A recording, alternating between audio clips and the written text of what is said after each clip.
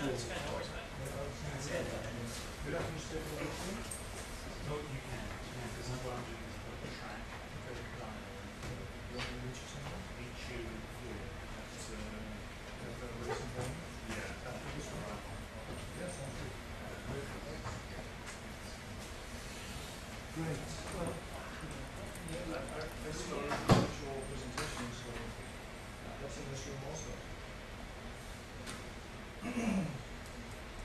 He's listed as being part of that presentation. Oh, I see. There's another time slot. So 25. It's going to be an intimate crowd. This is the rule changing the workspace. Password.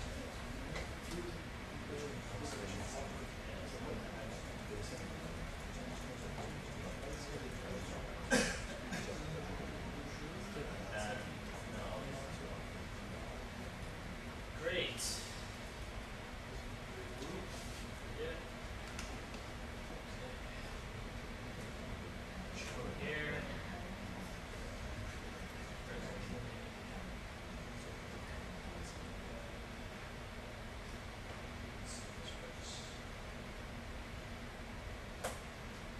Thanks, guys, for staying. This is actually,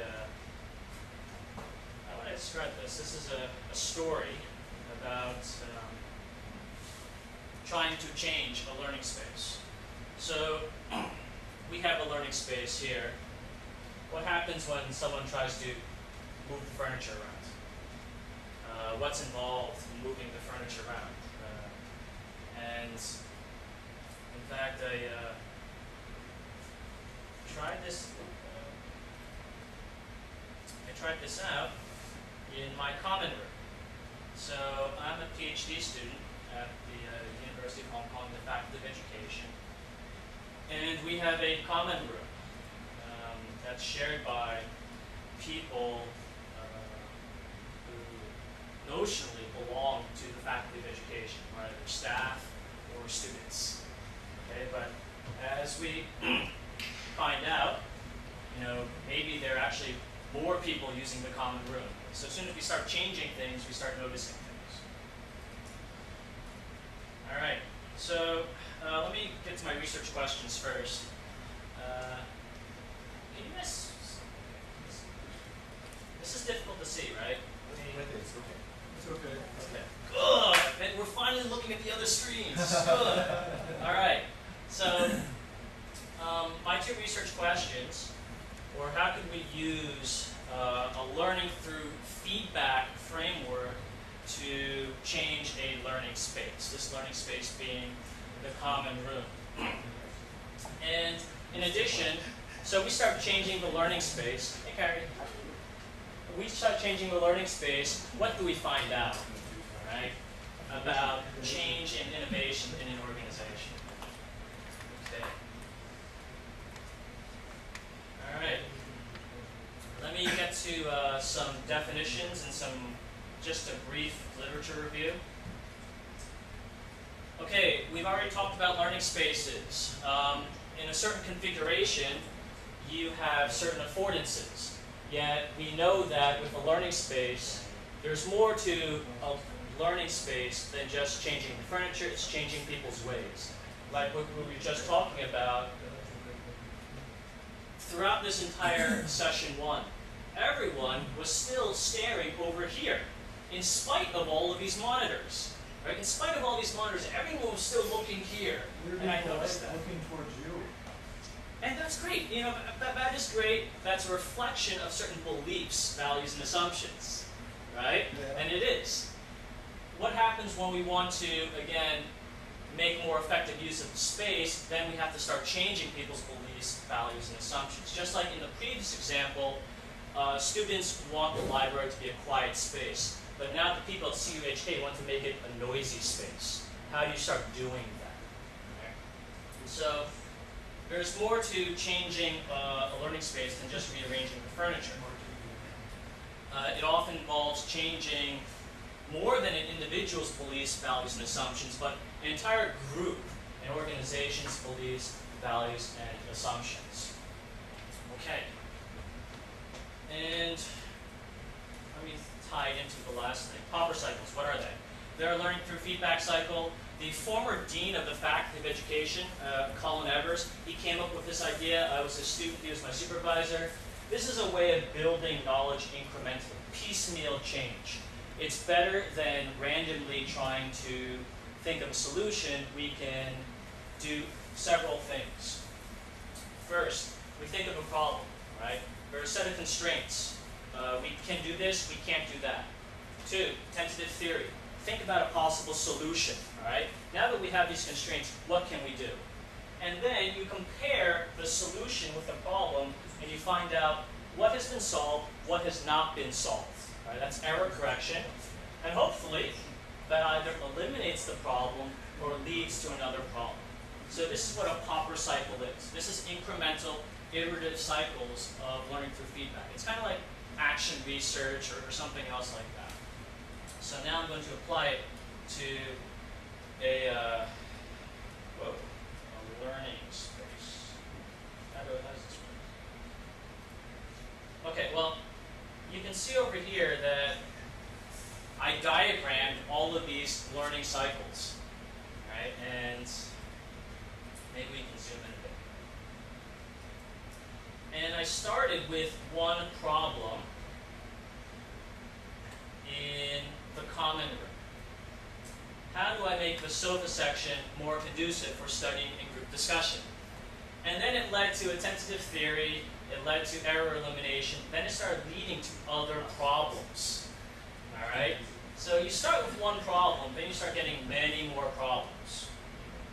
Okay? And now let me take you. Let me take you to the photos.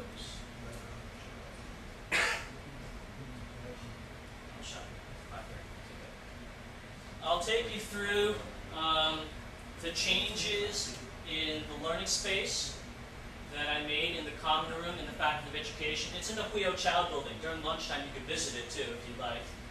And I'll show you some of the problems, some of the solutions, some of the discoveries. All right, cycle 2, 3, 6. All right, so let's see. What does this look like?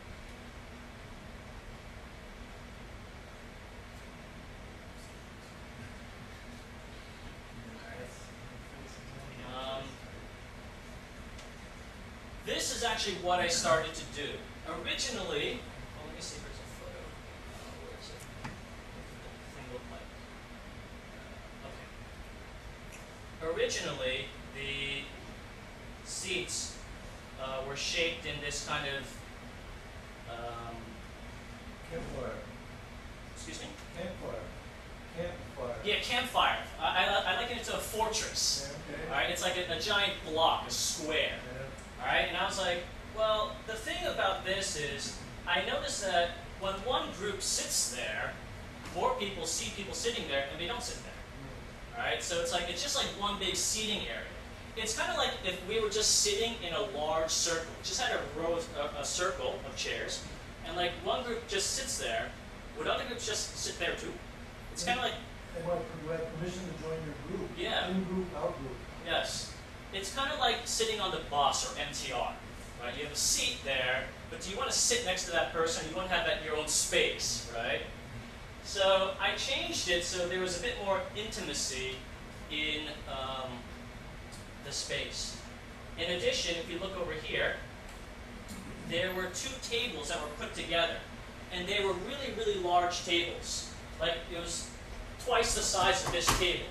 Now the problem with having 2 tables like this is that in the center, there's a lot of unused space. Like people kind of sit only in certain places in the periphery of the table, but there's just a lot of space here, right?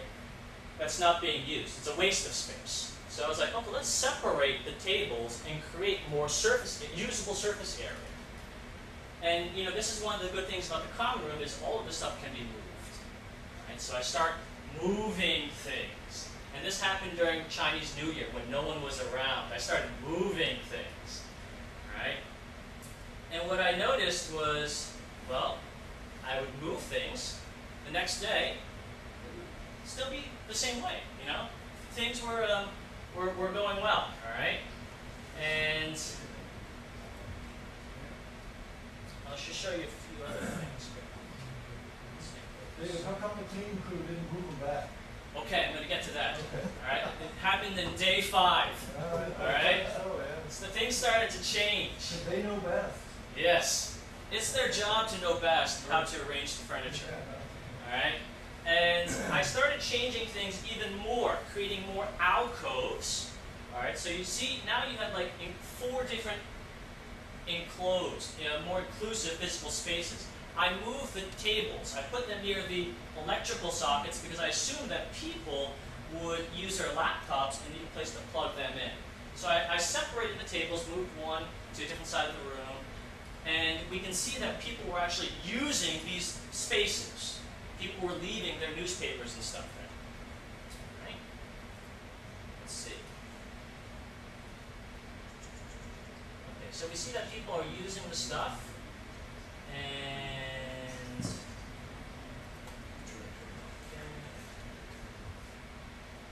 okay, here we go. And then towards the end of the Lunar New Year, I noticed that people were changing things now. All right, the janitorial staff have not returned, but some students are returning, or someone who's using the room, they're returning, and they're moving the tables around now, and they're kind of leaving things around, and they're leaving pizza boxes around, they're leaving a lot of rubbish. All right, I noticed security guards using the common room. They're not supposed to. I noticed them using it. All right. I noticed that certain people are coming in. They're using it. Okay. On the one hand, I'm happy that they're using this. On the other hand, it's curious that they're using this room, and people are changing things. Ultimately,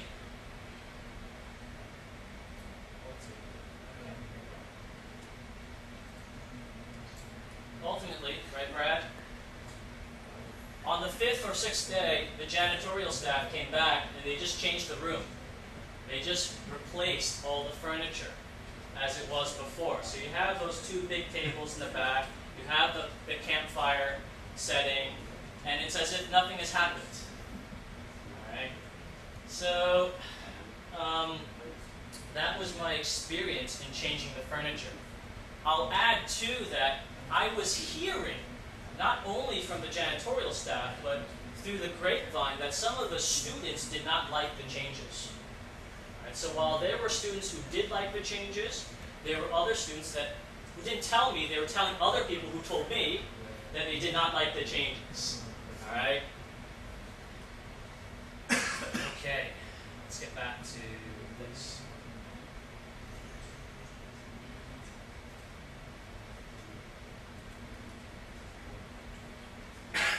Some of the things I found out. 1, when we start doing this iterative learning through feedback framework, we can have multiple problems. One problem can be subdivided into many other smaller problems that need fixing, from the placement of a garbage cans, to the placement of a newspaper rack, to the placement of the tables, to the placement of the chairs. All of this is under the main problem of how do we make this space more conducive to learning. Right?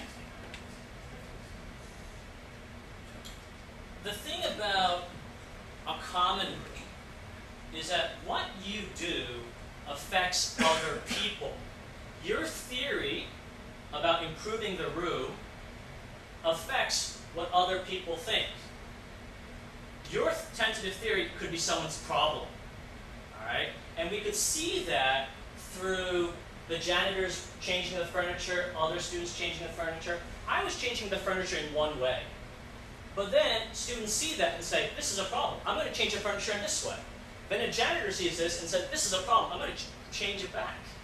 So we see that there are major error correction externalities. What you do in a common room is actually a lot different than what you do in the classroom. Because in the classroom, generally, there's just a teacher. And a teacher can change his or her practice. And it just affects the students. Right? But when you're a user of a common room, what you do affects all the other users. And they may have problems with that. again, we found out that there are new users and unexpected gatekeepers. The janitor is a gatekeeper.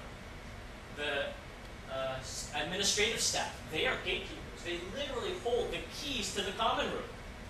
So we can see that to facilitate change entails not just bringing together like academics, the staff, but also the security guards, also the janitors, the secretaries, because all of these people, in fact, have significant influence on what goes on in the room. I mean, in fact, the secretaries will let you into the room or not let you into the room. They'll let you close the door or not let you close the door. All right? So we see that there are conflicting values and beliefs. Some conclusions from this adventure, this odyssey. One, it's tough in a common room. See, what differentiates changing a common room from like changing a school is that in changing a school, generally, the users, the stakeholders are defined.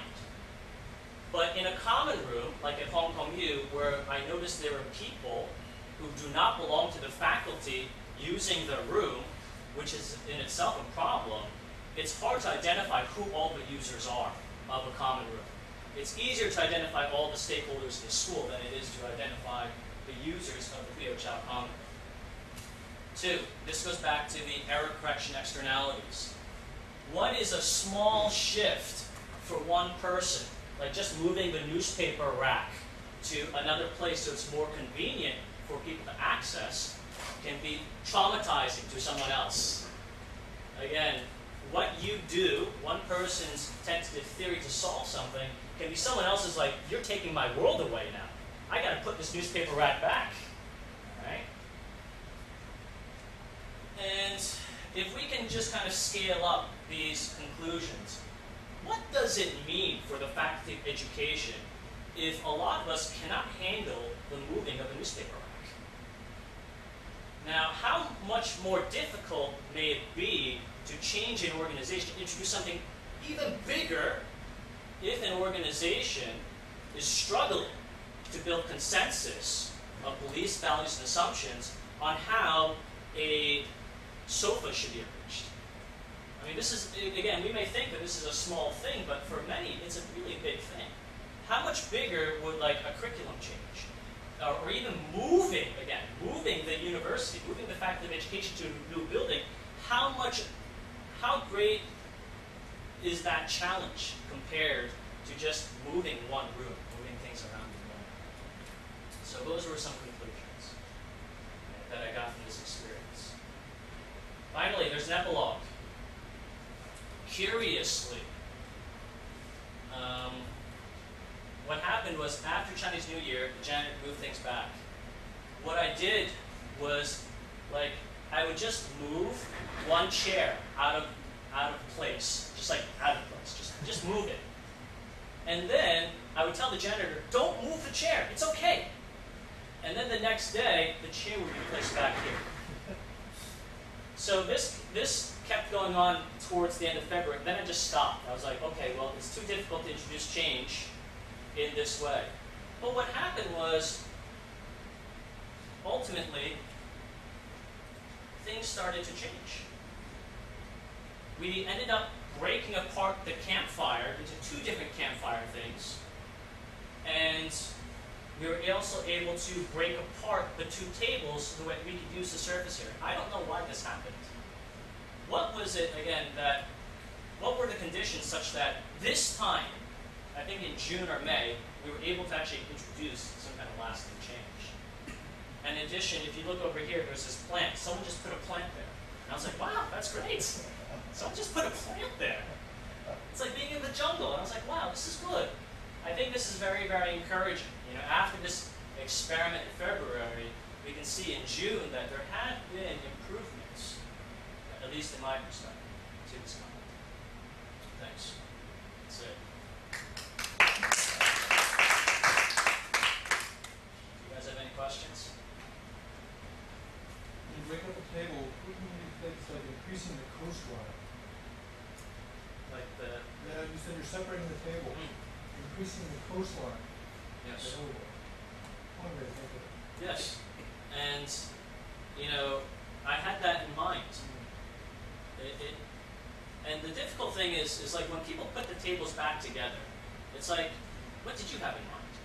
You know, and that's the curious thing. That's the hard thing about organizational learning. Just being able to say something like, what did you have in mind?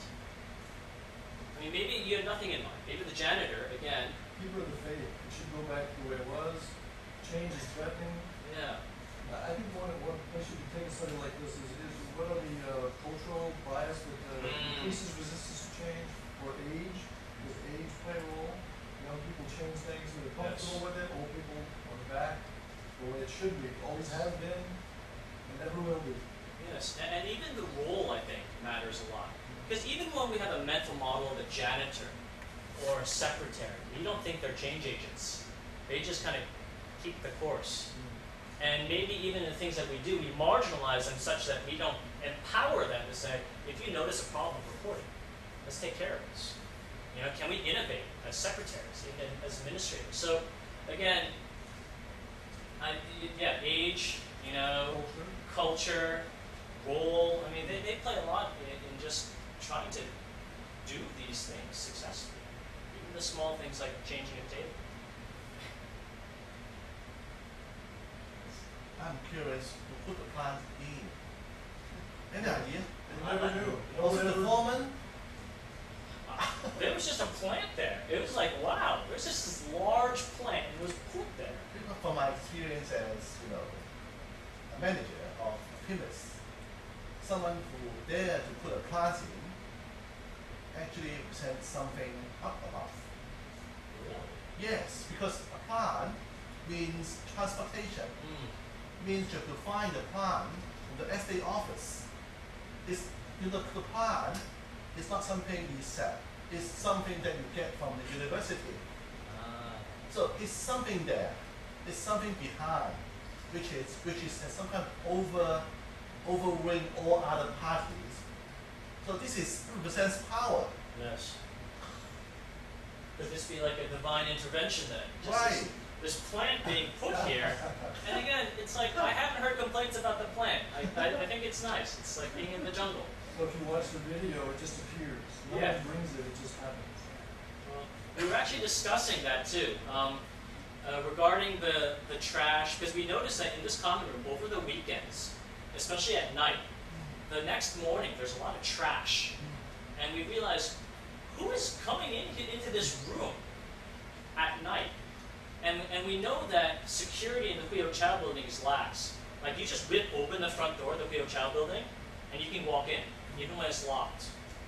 And we noticed like pizza boxes and crazy things. So we were thinking like installing security cameras, but we might have problems with that. We might try locking the door because we're pretty sure that there are people who are coming in here and using this room and using it in whatever way that they want, but we don't know who they are.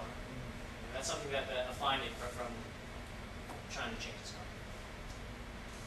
I donated a couch once to my student ready room 10 years ago. I had it in my office. When I moved my office out, I just slid the couch down the hallway, put it in the student room, and at first people were shocked, and then people were upset, and some faculty complaining that it shouldn't be here. The couch shouldn't be here. It's not authorized to be here. Yes, I mean that's the craziest thing. It's like it's just a couch. Yeah. What's up? But again, you know, this small change can be just like a tremor, a major earthquake in people's lives. And how do we mediate that? Cool, thank you. All right, it's lunchtime.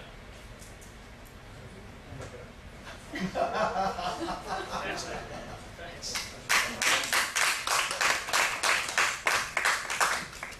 Thank you guys for attending. Have a good lunch. See you at the keynote.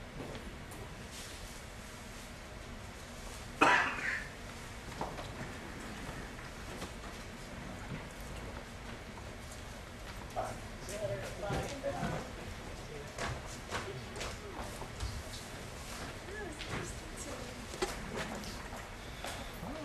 I'm thankful I was able to write a paper about this thing. You know, it's